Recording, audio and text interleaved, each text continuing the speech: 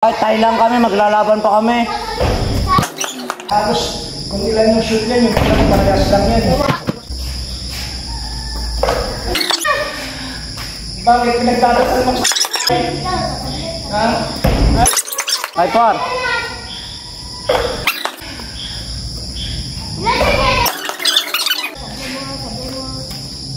Five, eight. 6'8".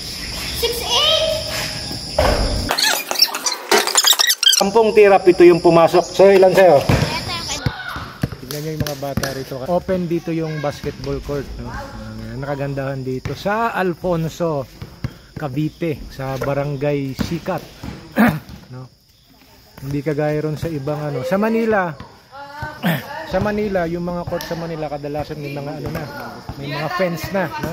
So, yung mga bata, kailangan magpapaalam pa sa barangay para makapag-basketball. Dito, hindi. Open yung basketball court dito.